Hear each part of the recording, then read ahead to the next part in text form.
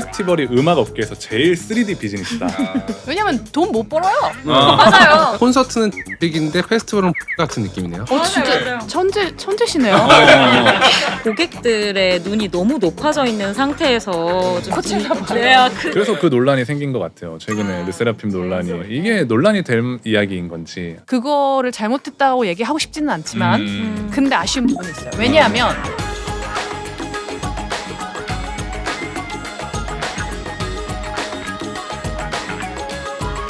소비문화이면의 경제 이야기 비주류 경제학 호스트를 맡은 저는 토스 김창선이고요. 저는 재무덕후 이재용입니다. 이번 주 비주류 경제학 주제는 음악 페스티벌인데요. 게스트로 DMZ 피스트레인 이수정 감독님 그리고 김유나 평론가님 모셨습니다. 어서 오세요.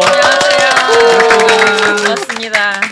아니 평론가님은 네. 제가 머니코드 영상에서 보고 실제로는 처음 뵀는데 네. 두 분은 뭐 몇 번 보셨죠? 한 번 맞죠? 한 번. 한 번. 촬영할 때. 그쵸. 네. 사실 저랑 재용님이 진짜 방구석 너드거든요. 그렇죠. 페스티벌의 피읍도 모르는 사람들. 집돌이에요, 집돌이. 그래서 오늘은 저랑 재용님을 도와주셔야 하는 역할로 모시게 됐습니다. 오. 좋습니다. 네. 기대하겠습니다. 근데 이제 평론가이신 만큼 페스티벌 진짜 많이 가실 것 같아요. 네. 여러 페스티벌 가시겠지만 그래도 네. 여기는 꼭 놓치지 않고 간다 하는 페스티벌 몇 개가 있나요? 제가 명절처럼 가는 곳이라면 아마 한국 매니아분들이라면 다들 그러실 텐데 한여름에 열리는 펜타포트 펜타포트. 인천 펜타포트 락 페스티벌 같은 경우에는 어떻게 해도 하루는 가게 되더라고요. 약간 대장 같더라고요 페스티벌. 네, 대장 맞아요. 같은 느낌. 그리고 저는 최근엔 이제 무슨 일이 있어도 여긴 가야겠다 싶은 건 나와 계셔서 하는 얘기는 아니고 DMZ 피스트레인 페스티벌이라고 하는 네. 또 음악 페스티벌이 하나 있습니다. 최근에 이제 좀 놀 줄 아는 사람들은 놀줄 간다는 아는. 예, 네. 그런 좀 페스티벌이 놀라면 꼭 돼서 가야 되는 거예요. 맞아요. 그래서 가능하면 이제 머리끈 좀 질끈 매고 꼭 가고 있는 편입니다.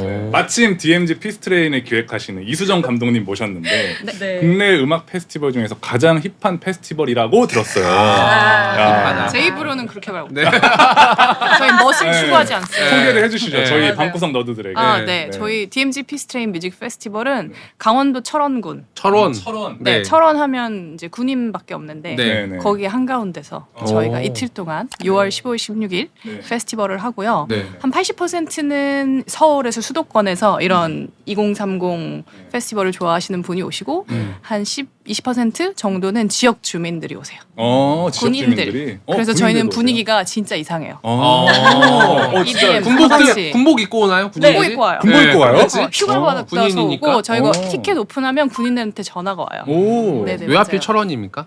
저희는 DMZ라고 갖고 있는 굉장히 특수한 장소성을 생각을 했었고 네, 철원은 관광도 안보 관광밖에 없거든요. 그쵸. 다크 투어리즘. 네. 근데 그거를 전복시키는 장소인데 거기가 한탄강이 있어요. 한탄강. 근데 저희 페스티벌이 그 앞에 있는데 실제로 가보면 풍경이 정말 기가 막혀요. 기가 막혀요. 저는 그 DMZ에선 특히 입구부터 들어가는 그 분수대가 정말 키포인트라고 생각을 하는데 저희는 거기를 분비자라고 불러요. 분비자. 이비자 이비자. 제가 분수랑 이비자. 네. 친건 아니고 네. 분수가 네, 있어요? 분비자. 예, 예, 예. 분비자가 하나 있어요. 거기는 제가 알기로는 이제 24시간 디제잉을 계속 하고 있거든요. 분비자에서? 네, 분비자에서. 입장권이 없어도 그러니- 거기서 그걸 네. 들을 수 있는 거예요? 그러니 분비자. 거기 뭐 아. 동네분들 오셔도 되고 예. 거기 가보면 그래서 어르신들도 이렇게 뒷짐지고 오셨다가 뭐야 여기는 하면서 어. 그 옆에 앉아서 뭐 막걸리도 한잔 하시고 그러다가 갑자기 미친 듯이 춤을 춰요. 예, 갑자기 이렇게 조금씩 이렇게 흔드시면서 어르신들이? 장난 아니에요. 어때요 분비자? 되게 솔깃한데요? 뭔가 솔깃해요. 이렇게 예. 뭔가 이 세상과 뭔가 다른 세계로 이렇게 약간 들어가는 약간 맞아요, 그런 맞아요. 느낌이 너무 낯선 연상되는데. 조합이에요. 네. 그래서 너무 궁금해서 네. 이 올해 DMZ 라인업을 제가 홈페이지에서 봤어요. 네. 근데 이제 90%가 제가 처음 들어보는 가수더라고요. 아. 무슨 미역줄기, 무슨 동방전력, 미역줄기? 동방전력회사 이런 데가 아, 그래요? 있어요. 네, 치킨 수프도 있고 들어보셨나요? 치킨 수분 왠지 익숙한데. 그래서 네. 이거 뭐지? 약간 그래서 너무 낯선 이름이어서 네네. 미역 수염. 미역 수염 죄송합니다. 아까 미역 줄기라고 하셔가지고 수염. 죄송합니다. 미역줄기가 아니었어요? 미역 수염 말씀 죄송합니다. 빨리 사과하세요. 아, 미역줄기한테. 오늘 꼭 스밍할게요. 유나님한테도 좀 궁금한 게 네. 음악 산업 종사자 입장에서 이런 페스티벌은 좀 어떤 의미인지 궁금해요. 근데 이제 마니아들 사이에서 저는 두 가지 부류로 나뉜다고 생각하긴 하는데 이제 단독 공연을 선호하는 류들과 네. 페스티벌을 선호하는 류들이 확실히 있거든요. 아. 그래서 니즈의 차이는 분명히 있겠으나 페스티벌 좋아하는 사람들은 저는 페스티벌 한 번 가본 사람은 있어도 한 번만 가본 사람은 없다고 생각해요. 이게 취향이 맞는다면. 네. 저는 페스티벌은 공연이 아니에요. 어? 음악 네. 페스티벌은 공연이 아니라 네네. 그냥 페스티벌이에요. 그냥 페스티벌이야. 그냥 단독 장르다. 페스티브한 어. 그 순간을 즐기는 거여서 입장 팔찌를 차고 들어가서 먹는 것, 사진 찍고 맞아요. 여기 보고 앉아서 쉬고 그다음에 뭐 굿즈도 사고 음. 그 모든 게 페스티벌의 체험인 게 가장 다른 점이라고 생각해요. 아. 그래서 단독 공연은 만드는 사람이 짜놓은 동선에서 그 모든 게 끝나거든요. 근데 페스티벌은 내가 짜는 거예요. 그러니까 어떻게 보면 콘서트는 정식인데 페스티벌은 뷔페 같은 느낌이네요. 네. 너무 만말인데 네.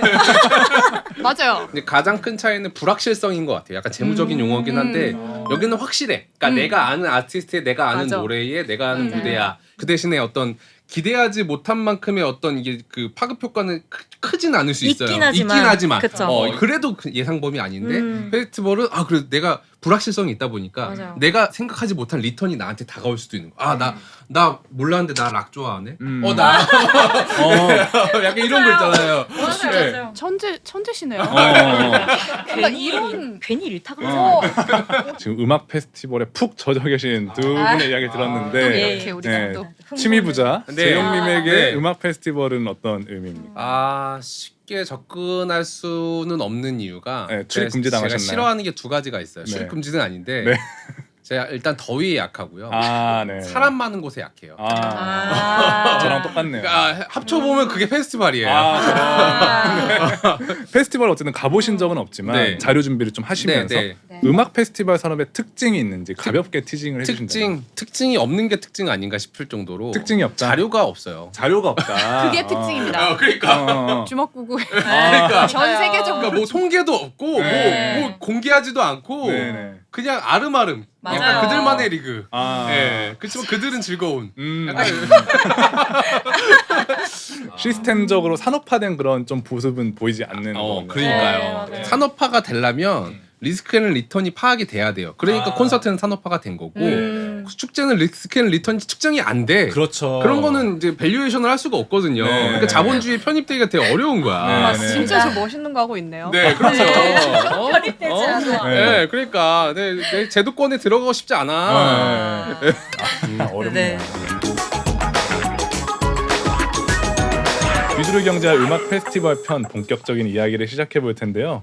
하나의 음악 페스티벌이 어떤 고생을 거쳐서 준비되는지 무대 뒤 업계의 생생한 이야기를 들어보려고 해요. 먼저 소비자 입장에서 국내 페스티벌 캘린더를 그려보면 좋을 것 같아요. 네. 그 이 산업을 대표하는 국내 페스티벌 어떤 것들이 있는지 평론가님이 좀 짚어주시죠. 대표적인 게 페스티벌 하면 여름이잖아요. 그래서 이제 한국에서 지금 여름에 열리는 페스티벌로는 펜타포트가 거의 대형 페스티벌로는 거의 원앤온리 같은 타요. 그만큼 많이 오는 3만 명? 3만 명? 1일 3만 와. 명. 그리고 아까 재용님이 더운 거 너무 네. 싫다고 말씀을 그러니까. 해주셨는데 펜타포트 8월 첫 주에. 맞아요. 어떻게 그렇게 어떻게 가지? 저도 못 참아요. 그러니까 그거는 더위를 참으러 가는 게 아니라 저기요? 더위 속에 넣는 거야. 그냥 견디면서 가는 겁니다. 그러니까 네. 어떻게 이렇게 사람이 그렇게 갈 수가 있지? 바깥에서? 방구석. 네, 맞아요. 방구석 나도. 그래서 한국에서는 사실 따지고 보면 최근에 오히려 페스티벌 성수기는 가을, 10월. 봄, 가을 봄, 가을. 이 진짜 많아요. 그러니까 봄에 이- 뭐 있어? 서재패. 아유, 서재패? 서울 재즈 페스티벌이라고 해서 이제 좀 있으면 한 6월 초에 맞습니다. 할 때. 저희 서재패 같은 경우에는 요즘에 재즈가 재즈가 많냐? 아닌 것 같아. 나는, 네. 재즈가 아닌데 맞아요. 대중 가수들이 많이 맞아요. 많은데. 근데 제 안에서는 오히려 그게 최근에 이제 그런 어떤 장르성에서 많이 벗어나고 있는 페스티벌들의 특성도 같이 녹아들고 있는 게 이제 서재패 같은 페스티벌이 아닐까 싶은 생각이 들기도 해요. 그리고 이제 가을에 열리는 그랜드민트 페스티벌이라고 해서 그랜드민트. 봄, 가을에 열리는 페스티벌의 이미지와 브랜딩을 확실히 잡아주면서 그 이하 또 페스티벌들이 많이 생기게 된 부분도 있는 것 같아요. 이거 외에도 저는 사실 이게 페스티벌을 하면서 네. 사람들한테 뭐 헬스장 가서 저희 네. PT 선생님한테 선생님 저 축제합니다 그랬더니 갑자기 눈이 반짝반짝하면서 워터밤 같은 거. 이것이. 대중적으로는 아. 그렇죠. 네, 대중적으로는 네. 굉장히 EDM 페스티벌이 음. 약간 그 페스티벌 상이라는 걸 많이 갖고 있구나라고 하는 맞아요. 인상을 받았고 네. 힙합 페스티벌도 많아요.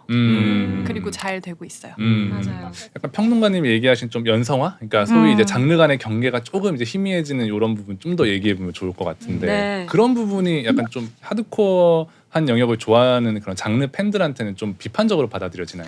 굉장히 비판적으로 받아들여지는데 네. 이게 전 세계적으로 조금 그렇거든요. 맞아요. 네, 이게 전 좀- 세계적인 트렌드고. 그래요. 근데 그게 페스티벌이 가장 흥행했던 페스티벌이 굉장히 주목을 많이 받았던 시기에 유행했던 음악들이 락. 락이었고 네. 이제 그게 한 20-30년 정도 된 건데 음. 그 사람들이 계속 락 음악을 좋아하고 그 사람들이 계속 페스티벌을 다니니까 지금 식상해질 수도 있겠네요. 식상해지는데 네. 만드는 사람 입장에서는 그렇죠. 신규 관객층 신규 유입이. 유입이 필요하니까 네. 어쩔 수 없이 티켓 흥행이 되는 지금 유행하는 음악을 안 볼 수가 없는 거죠. 아까 잠깐 언급해 주셨는데 어쨌든 그 페스티벌의 라인업을 세우는 기준 좀 궁금해요. 어떻게 좀 라인업을 세우세요? 저는 사실 장르에 크게 구분을 두지는 않고 그냥 제가 가장 중요하게 생각하는 건 그냥 공연 잘하면 되는 공연 잘하면 된다. 네, 그러니까 제가 보는 음악 산업은 정말 정확하게 디지털 음원 산업이랑 음반 산업이랑 그다음에 공연, 라이브 뮤직 산업이 저는 굉장히 다르다고 생각하고 특히 요즘은 음원은 좋은 가수들이 너무 많은데 그럼요. 공연이 잘 안 되는 사람들도 굉장히 많아요. 아. 아니면 이거는 너무 잘하는데 음원에서 스밍이 너무 안 나오는 거예요. 네. 근데 이제 이런 걸 밸런스를 맞춰서 네네. 확실한데 뭐 비싼 팀들은 둘 다 잘하고 아니야. 인지도가 높은 팀들은 네. 활동 많이 하고 인지도가 높은 팀들은 그걸 굉장히 잘하고요. 그렇습니다. 지금 아티스트 라인업에 대한 이야기를 계속 하고 있는데 결국에 이제 한쪽에 이제 아티스트 섭외를 이제 비롯한 비용이 있고 네. 다른 한쪽에 이제 이거를 넘어야 하는 매출이 있는 거잖아요. 네. 그럼 손익분기점을 넘냐 안 넘냐 이게 굉장히 중요할 것 같아요. 관객이 얼마나 와야 좀 남는 장사인 건지. 그냥 소위 얘기를 했을 때 한 1만 명 정도가 오면은 소형 정도고 그다음에 한 2-3만까지를 중형 페스티벌이라고 하고 그다음에 3만부터 이제 대형 페스티벌을 하는데 문제는 이제 작은 페스티벌에도 사람들이 갑자기 라디오헤드를 원하는 거지. 네네네. 저희도 불러달라고 하는데 불러 저희 나도 전체 부르고 예산보다 싶지. 네. 더 많이 돈이 많이 죄송해요. 들 전 거예요. 말은 안 했어요. 그냥 마음만 가졌지. 아니 와서 송도 부르면 진짜 재밌게 너무 좋더라고요. 하지만 근데 알겠습니다. 저희 전체 예산보다 비쌀 것 같아요. 저 약간 요거 하나 여쭤보고 싶은데 그 DMZ 피스트레인 전체 예산 규모가 대략 어느 정도 되는지 알려줄 수 있어요? 밝혀도 되는지 모르겠네요. 글쎄요. 저희 몇십억 단위인가요? 영은 그 정도가 들어가요. 아 몇십억 단위인 걸로. 네. 어. 근데 그게 몇십억이 초반이냐 후반이냐. 그죠 그죠. 아 베리에이션이 네. 크죠. 어. 네. 그 정도면 국내에서 중형급 페스티벌. 저희는 중형급 페스티벌인 거라고 봐요. 혹시 들리는 걸로 아까 얘기했던 대형 페스티벌들은 대략 예산이 얼마인지 아세요? 거기보다 공 하나 더 들어가요. 아 거기는 이제 거기에 공이 단위, 붙는 거예요. 네. 아 그것도 이제 후반까지는 안 초반이냐 돼요. 후반은 안 되겠죠. 후반은 없는 네. 것 아, 같고 네. 제가 네. 봤을 때는 일이냐, 그 이냐, 언저리 삼이냐. 공이 빠지냐 안 네. 빠지냐 이 음. 언저리인 것 같다. 네. 저희가 이제 국내 페스티벌의 어떤 지도를 그리면서 굉장히 네. 큰 지도를 그리고 있는데 제일 돈 잘 버는 네. 페스티벌은 어디라고 생각하세요? 저도 솔직히 숫자를 다 알고 있진 못해요. 근데 그냥 이렇게 딱 봐서 느낌이 오는 건 그랜드 민트 페스티벌이 제일 좀 가격대 성능비라고 해야 되나? 그런 게 좋지 않을까. 왜냐면 어쨌든 유명한 해외 아티스트를 데려오는 것이 페스티벌로서는 가장 큰 투자입니다. 그렇죠. 그랜드민트 페스티벌 같은 경우가 괜찮을 것 같다고 말씀드리는 게 뭐냐면 이 페스티벌은 사실 메인 헤드라이너들을 국내에서 꽤 지지층이 큰 아티스트들로 많이 채워 나갔었어요. 들어가는 돈, 나온 돈 생각을 해보면 제일 그래도 좀 남지 않을까? 여유가 있지 않을까 싶더라고요. 근데 그럼에도 불구하고 지금 해외 라인업은 너무 중요하거든요. 왜냐하면 사람들이 똑같은 사람들을 보는 게 싫어하기 때문에 시그니처가 될 수 있고 이슈화 되는데 너무 중요해서 하는데 그거는 정말 불확실성이 복불복이다. 그런 부분에서 봤을 때 장기적으로 봤을 때 안정적으로 일을 하시고 있는 곳은 아무래도 그 회사인 것 같고 근데 나머지들은 한때 이제 좀 물 들어올 때 노를 좋으면 이렇게 딱 들어왔다가 어쩔 때는 많이 잃기도 하고 얻기도 하고 잃기도 하고 네. 비용과 리턴 사이에서 끊임없이 고민해야 되는 네, 라인업을 맞습니다. 세우면서 맞습니다. 그리고 여기에서 우리가 전혀 간과하고 있는 지금 요인이 하나가 뭐냐면 날씨거든요. 그쵸. 날씨. 그러니까 저희가 지금 라인업 얘기만 신나게 비가 해서 그런데 와버리면 저희 한국 페스티벌 역사 얘기할 때 네. 그 99년 트라이포트 페스티벌 네. 영원히 반복되는 악몽 같은 악몽. 그 페스티벌이 있는데 네. 태풍으로 무대가 날아갔어요. 아이고. 이거는 네. 제정신에 할 수 있는 행사가 저 그렇지. 진짜 아니라고 생각해요. 왜 3D인지 알겠네요. 네. 진짜 리스크가 날씨. 커. 네. 정말 커요. 이렇게 국내 페스티벌 산업이 돌아가는 상황을 정리해봤는데 이 이야기를 토대로 네. 재용님이 좀 페스티벌 산업을 보신다면 네. 볼 자료가 많이 없긴 했지만 잘 네. 없긴 하지만 그래도 좀 찾아보면 네. 뭐 서재페라든지 네. 큰 페스티벌을 담당하고 있는 기업 중에 아. 우리나라 이제 재무제표가 공시가 되는 회사가 2개가 있어요. 네네. 다행이네요. 네, 다행으로 네. 2개 회사가 나오는데요. 보시죠. 일단 제일 먼저 보시면 이제 프라이빗 커브. 아. 뭔지 프라이빗 아세요? 커브? 알죠. 알죠. 저희는 네. 그렇죠. 뭐 하는 당연하죠. 곳인가요? 너무 궁금해요. 서재페. 맞아요. 서재패 하는 네. 곳이에요. 비밀이 궁금하죠. 그리고 정말 해외 내한 공연이나 그리고 많이 케이팝 아티스트들의 해외 공연들까지도 다 네. 관리를 어. 하고 있는 회사. 서재페가 이번에 좀 이제 대표적으로 욕을 먹고 있는데요. 가격을 좀 올렸어요. 네. 가격이 네, 그래서 2024 가격. 실적이 되게 궁금하긴 한데 네. 23, 22 실적만 먼저 보여드리면 네. 2023년도에 이제 프라이빗 커브가 매출액이 186억이었고요. 네. 전년도에 141억이었습니다. 오. 특이사항은 이제 매출 원가가 77%. 그러니까 144억을 공연에 뭐 헤드라이너라든지 섭외나 아니면 운영비, 운영팀이라든지 대관비. 77% 정도 쓰면은 그쵸? 그럴만하죠. 네. 네, 그러고 그다음 영업이익률이 12.2%. 그러니까 22억 정도. 저는 생각보다 잘 남겼네 이 생각을 했어요. 끄덕끄덕하시죠. 왜냐면 한 자릿수인 기업들도 그동안 많이 봐왔던 20억 남겼다. 그러니까 프라이빗 커브 같은 경우는 사실은 다른 사업이 별로 없으니까 공연 매출 외에 물론 뭐 출연료 매출, 음원 매출이 있긴 한데 거의 미미하고 여기는 이제 공연 위주로 하는 회사인데 네. 공연 위주로 해서 1년에 186억을 팔았고 144억의 원가를 썼고 판매비와 관리비가 매우 작아요. 왜 작냐면 임직원 수가 8명이에요. 186 왜냐면 말씀하신 것처럼 상시 인원이 많을 맞아요. 수가 없어. 그때 막 시즌으로 모여가지고 움직이니까. 운영팀들 모아서 하지만 네. 8명이니까 네. 1인당 매출액이 20억이 넘는 거야. 아, 정규직 기준으로. 엄청난 회사 엄청난 갈아 넣은 거지 마이크에. 한 명이 20억을 벌어오는 회사인가. 네, 갈아 넣은 거죠. 남 얘기가. 네, 그렇죠. 네, 갈아 8명에서 180억을 만들기 위해서 얼마나 노력했을까요? 그래도 이제 22억 정도 남겼으면 네. 괜찮은 사업이다. 괜찮네요. 예. 근데 여기서 약간 눈물 나는 이제 숫자도 조금 있는데요. 안 좋은 것도 눈물 아직 흘릴 때가 아니긴 한데 네. 재무 상태를 보면은 네. 재무 상태 원래 잘 언급 안 하는데 자본 총계가 마이너스 88억이 나옵니다. 부채가? 자본 총계가 마이너스 88억이라는 건 미처리 결손금 설립 이후 지금까지 적자의 합계가 88억인 거예요. 근데 어떻게 회사가 생존하냐? 네네. 그게 되게 신기하지 않습니까? 신기한데요? 왜 그러냐? 네. 선수금이 108억 정도 있어요. 어떤 의미? 그러니까 12월 31일 현재 딱 재무제표를 열어보면 선수금 108억인데 네. 그 말인즉슨 고객들이 예약하고 결제 걸어놓은 게 108억이라는 거예요. 그러니까 공연 사업의 특징은 네. 공연이 일어나는 시점과 티켓팅을 한 시점이 상당히 오랜 기간 떨어져 있다. 그러네요. 선수금이 들어 있어서 네네. 그걸로 생존을 하는 거예요. 그래서 지금 이제 현금이 20억 정도 있는데 네. 20억이 많은 게 아니에요. 어차피 이거 행사 끝나고 나면 다 이제 줘야 돼. 네네네. 그러니까 이 공연이 끝나기 전에 다음 공연은 예매를 빨리 들어가야 돼. 일종의 돌려막기. 네네네. 정말 발가벗겨진 기분이에요. 진짜 대단하시다. 아니 말씀 좀 해주세요. 실제 어떻게 아니 정확하죠. 네. 정말 정확하죠. 네. 그래서 세계 유수의 그 대형 페스티벌들도 페스티벌이 끝나면 바로 바로 티켓을 팔거든요. 팔아요. 네. 아. 1년 전 티켓을. 안 팔면 아티스트한테 돈을 줄 수가 없어요. 그래서 아티스트 섭외도 빨리 해는 거예요. 네. 아티스트 라인업을 다 요새는 네. 6월에 하는 페스티벌들 다 12월에. 그러니까 이게 살얼음이에요. 그러다가 야. 만약에 이렇게 100억 깔아놓고 선수금 100억 깔아놓고 이제 사업을 하는데 네. 모객이 실패했어. 그러면 이제 그 살얼음이 깨지는 거죠. 수면 밑으로 들어가는. 도산님이시네요. 이제 영업이익 20억이 기쁜 게 아니. 그러니까 당연히 기쁘지만 네.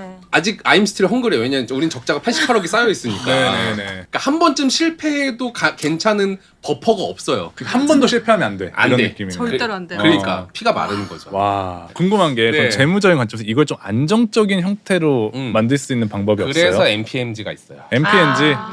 MPNG는 뭐죠? 여기가 아마 그 민트? 맞아요. 네. 브랜드 민트. 페스티벌. 아, 이제 네. MPMG 같은 경우는 이제 인디 가수들을 이제 소속사로 만들었어요. 소속사를 만들었어요. 음반사. 아. 제작사. 제작을 해요. 그러니까 음반 수익으로 안- 부가 수입을 얻는 거죠. 그러니까 어떻게 보면 공연하고 끝내버리면 네네, 그 수익이 날아가는데 네. 내가 어떻게 보면 나의 어떤 공연의 장을 통해서 가수들이 성장할 수 있는 발판이 되는 거죠. 사실은 페스티벌을 그렇죠, 통해서 그렇죠. 거기서 내가 이제 음반도 팔고 상품화를 할 수 있다면 부가 수입을 얻을 수 있는 거예요. 그래서 MPMG 같은 경우는 물론 22, 23의 실적은 좋지는 않습니다. 네. 2023년 매출액이 200억인데 네. 영업이익이 2억 6천이고 네. 전년도에는 매출액 150억에 적자 20억이에요. 코로나가 아무래도 있어서 코로나가 그랬을 당연히 거예요. 큽니다. 네. 그래도 여기는 좀 덜 슬픈 건 뭐냐? 여기는 일단 현금이 한 25억에 이제 단기 매매 증권이 90억인데 투자를 잘했어요. 투자를 했어요? 그동안 벌어왔던 걸로 네. 주식 투자를 했는데 아. 잘 됐어요. 그게 뭐야? 투자회사였어. 그게 그것도 나타나나요? 그게 이제 여기서는 안 나오는데 2021년쯤에 주가가 이제 네. 코로나 이후에 주가 확 올라. 그때 네네. 얻은 수익이 한 3, 40억 정도 돼요. 역시 페스티벌 왜 하는 거야? 아니 페스티벌로 돈을 못 버네. 차근차근 모아서 네. 시드머니 100억을 모은 다음에 네. 주식을 했는데 거기서 한 3, 40억씩 이익이 난 거야. 허허. 그래서 코로나를 버틸 수 있었어요. 네. 여기서 얻는 이제 그거는 이제 그런 거죠. 말씀하신 것처럼 공연으로 끝나버리면은 나한테 남는 게 없는데, 그러니까 MPMG처럼 뭐 음원 수익도 가져가고 결국은 이 행사를 통해서 이제 나의 어떤 가치를 높여서 매출액을 늘릴 수 있는 다양한 카테고리를 넓혀 나가는 게 이 공연 사업의 어떤 미래이긴 해요. 어쨌든 정리를 해보면 네. 공연 사업만으로 회사를 유지하거나 되게 안정적으로 운영하기가 진짜 힘들다고 볼수 터지면 있겠네요. 되긴 하는데 네. 터지는 게 쉽진 않다. 왜냐하면 터지기 쉽지 결국은 지역적인 한계가 있어. 그렇죠. 왜냐면 맞아요. 모아봤자 몇만 이 수용 인원을 넘어설 수는 없거든요. 네네. 맞아요. 맞아요. 그래서 이게 쉽지가 않아서 저희들도 적극 유치는 못하는데 근데 그런 방법은 생각하고 있어요. 이게 아까도 말씀하셨지만 결국에는 저희는 지금 규모를 당장 늘리는 라인업을 듣는 게 아니라 브랜드 가치를 한 10년 동안 브랜드 가치를 제대로 만드는 게 저희의 목표고 그렇게 하고 나면 사람들이 오히려 좀 더 그걸 가지고 약간 관광 상품화? 네, 저도 그게 되게 좋다고 생각하는 게 단기간에 엄청난 성장보다는 좀 길게 보시는 거잖아요. 네. 그리고 참여하는 어떤 아티스트의 네임밸류보다는 이 행사와 이 자연과 이 맞아요.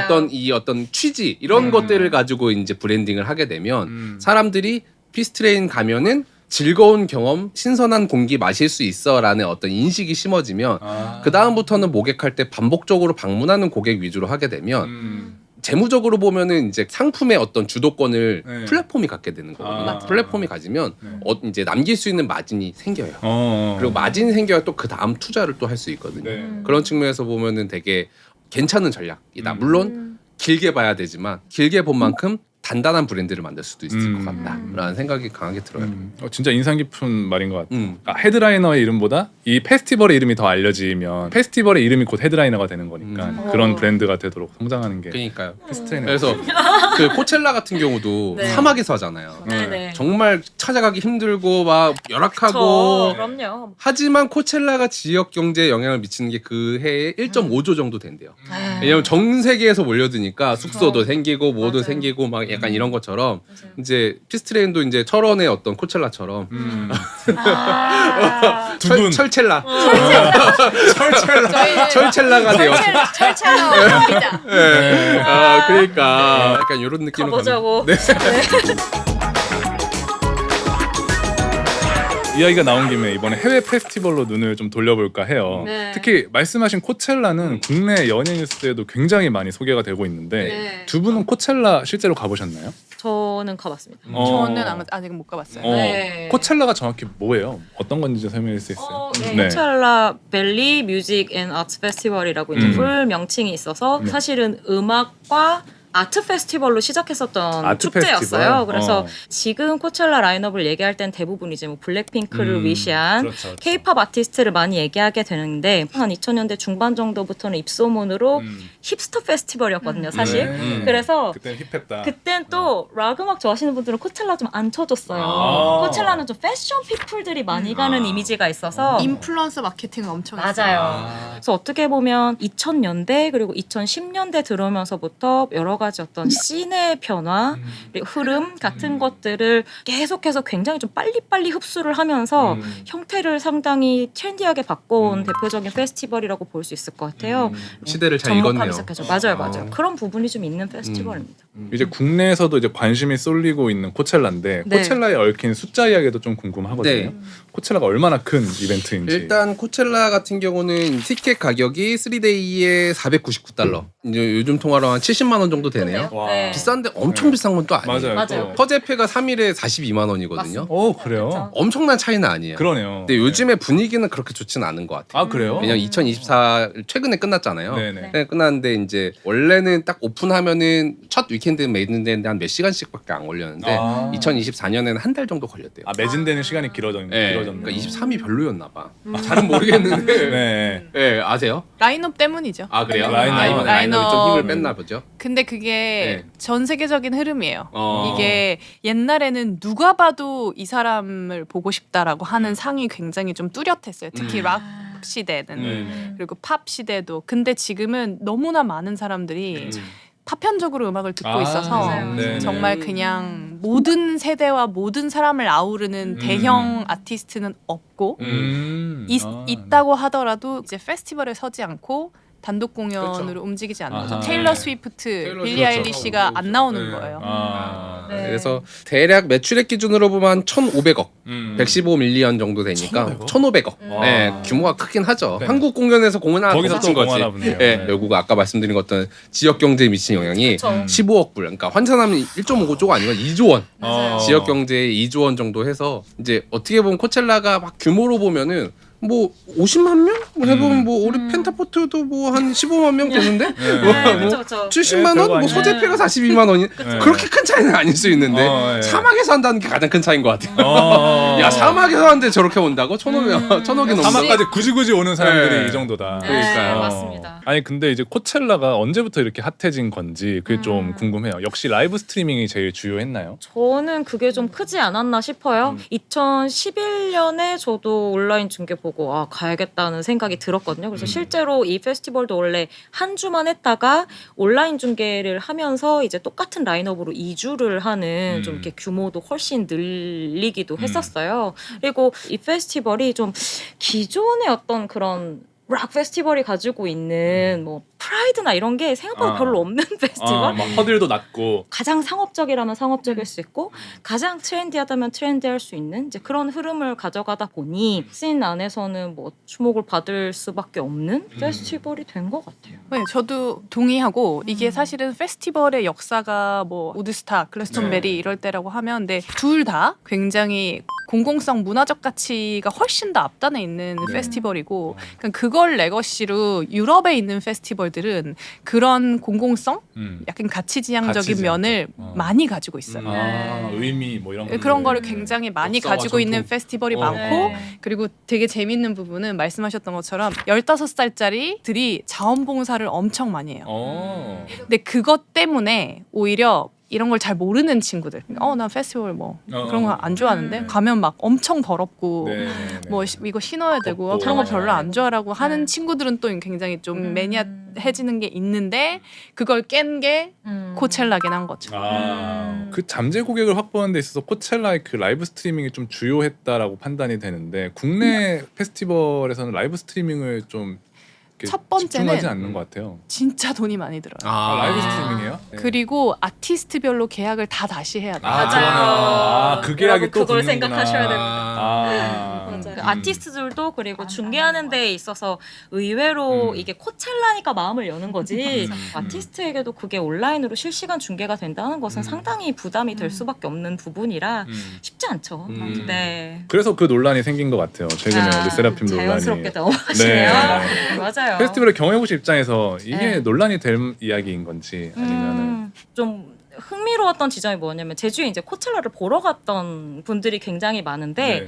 이게 그 중계로 본 사람이랑 실제 네. 가서 본 사람의 반응이 진짜 다르긴 하더라고요. 그렇죠. 네. 그래서 가서 본 분들은 재미있었다. 충분히 재미가 있었는데 다만 목소리가 진짜 잘 안 들리고 뭐 이렇게 안무나 뭐 이렇게 막 연기 같은 걸로 거의 막 가수가 가려지고 안 보이고. 네, 그리고 첫 주가 네. 모래바람이 정말 심했대요. 그래서 근데 또 그걸 다 이겨내는 팀들도 있거든요. 사실 그래서 네. 이제 또 그래서 저는 제가 말씀드렸잖아요. 네. 이게 지금 페스티벌이 티켓이 잘 안 팔리는 이유는 공연이 좋을 거라는 네. 확신이 네. 없는 아티스트들도 되게 많아요. 맞아요. 하여튼 누가 나왔어도 못할 때도 있어요. 음. 근데 못할 때도 있지만 사람의 기운이라는 게 있고 네. 에너지라는 게 있어서 음. 뭐 다 알겠고 그거는 아티스트의 탓은 아니라고 저는 생각을 하는데 근데 기획을 하는 사람이면 그래도 그게 증명된 사람을 올려야 되는 게 저는 개인적으로 그것이 맞다라고 생각을 합니다만 근데 아쉬운 부분이 있어요. 왜냐하면 지금 섭외비가 네. 어마어마해요. 네. 그렇죠. 그 돈으로 훨씬 더 다른 가능성 있는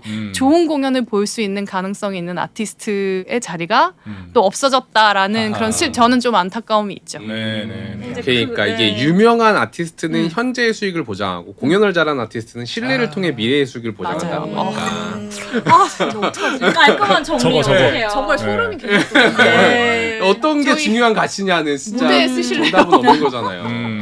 네, 그런 맞습니다. 느낌이네요. 네. 알겠습니다. 마지막으로 해외 페스티벌 산업을 숫자로 분석해 보면 좋을 것 같은데요. 네. 먼저 해외 페스티벌 산업 성장세를 좀 살펴볼 수 있을까요? 없습니다. 없군요. 깔끔하네요. 사실은 이제 기업인지. 골든 보이스라고 이제 코첼라를 하는 기획사가 네. 있는데 재무제표를 찾을 수가 없습니다.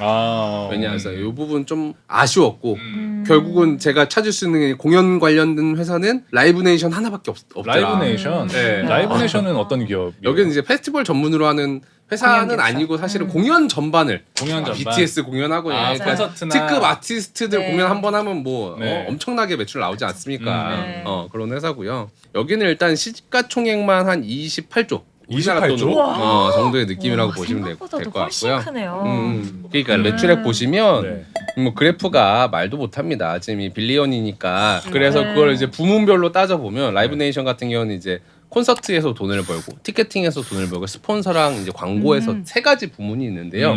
매출액은 당연히 콘서트가 어마어마합니다. 역시 매출액 콘서트는 이제 187억 불, 대략 우리나라 돈으로 20조 좀 넘는다고 보시면 될 것 같은데 적자예요. 적자예요? 네. 어. 예상외로 적자 끄덕끄덕 하시잖아요. 출연료도 나가야 되고 뭐 공연 뭐 해야 되고 마케팅도 해야 많이 나갑니다. 적자인데요. 뭘로 돈을 버냐? 여기는 티켓팅.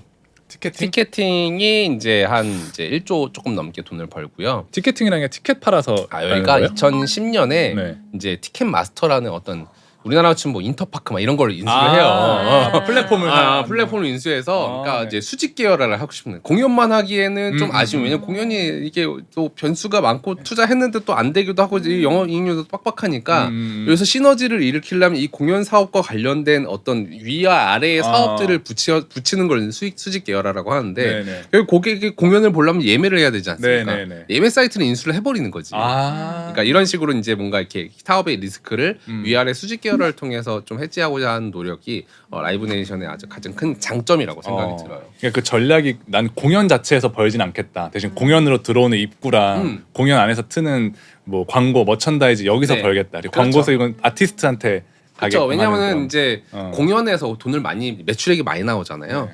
근데 그럼 그게 누가 잘해서 그런 거냐라고 경제적으로 따져보면 아티스트가 모객을 많이 했기 때문에 돈을 많이 건 거야. 원래 이게 경제라는 거는 희소성을 가진 대상이 돈을 다 가져가게 돼 있어요. 그럼 BTS가 희소하냐 라이브네이션이 희소하냐? BTS가 희소해요. 세 번째 소름이야. 서로가 막 네. 근데 그렇다고 내가 돈을 안 벌 수는 없잖아요. 나는 어쨌든 나름 이 세계에서 공연 제일 많이 하는 회사란 말이죠. 네.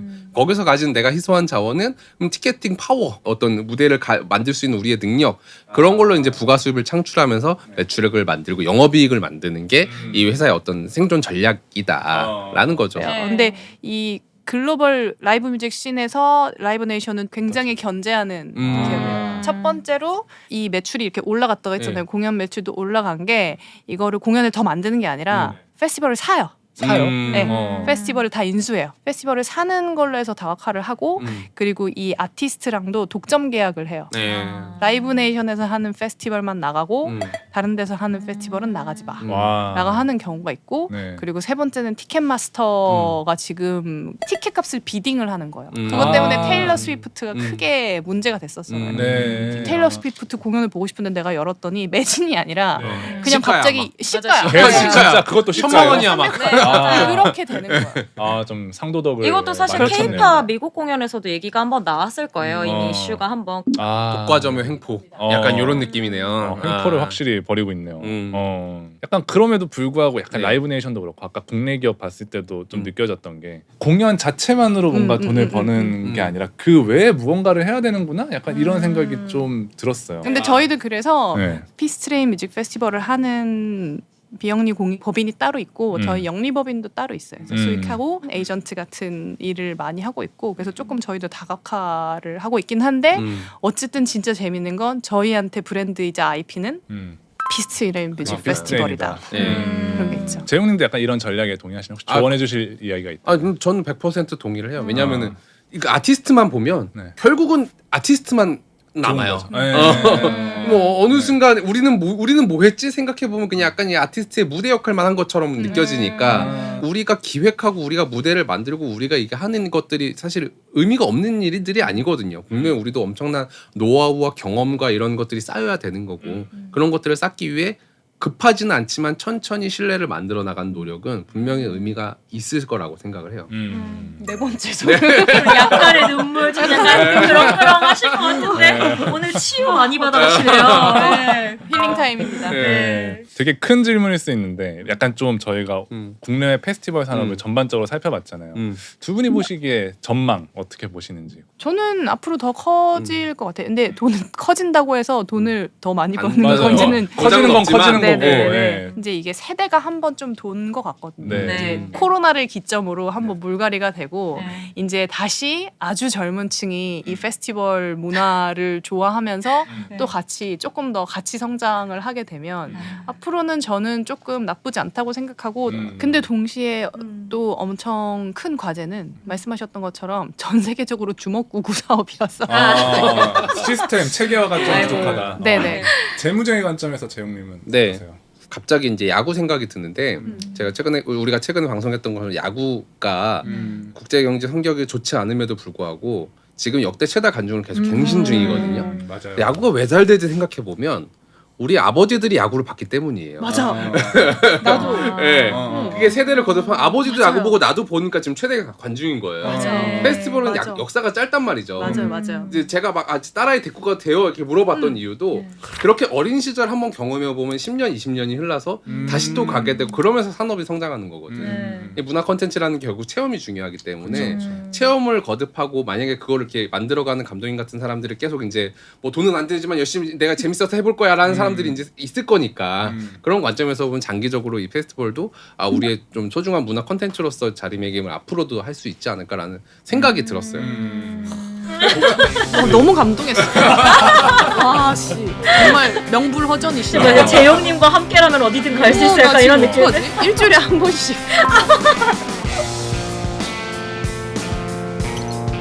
이번 주 비주류 경제학에서는 이수정 감독님, 김윤아 평론가님과 함께 음악 페스티벌에 대한 이야기를 나눠봤는데요. 마무리 질문 던져보려고 해요. 여러 음악 관련 기획을 해온 입장에서 페스티벌만의 매력은 뭔지 좀 알고 싶어요.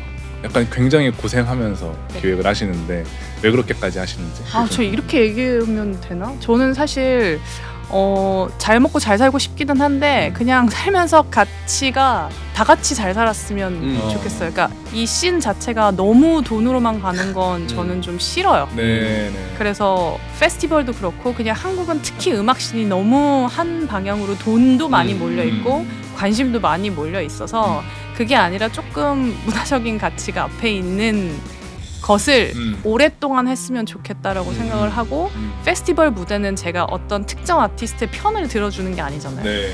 되게 다양한 사람들한테 무대를 줄 수 있고 그리고 그게 조금 오래 가면 어디에 치우치지 않은 무대를 계속 제공할 수 있음으로써 사람들한테 돈 있는 사람만 여기에 올 수 있다라고 하는 그 생각을 그래도 조금은 해소해 줄 수 있는 곳이 되었으면 좋겠다 하면 돈 벌 수 있나요? 아 그럼요. 길게 보면. 좀 많이 길게 봐야 되는. 네, 몇 년인지는 모르겠습니다만 근데 그 방향이 틀리지 않았다 이거 같아요. 소비문화이면의 경제 이야기 비주류 경제학, 오늘은 이수정 감독님, 김윤아 평론가님과 함께 음악 페스티벌 이야기를 나눠봤고요. 저희는 다음 시간에 다른 주제로 돌아오겠습니다. 감사합니다. 감사합니다.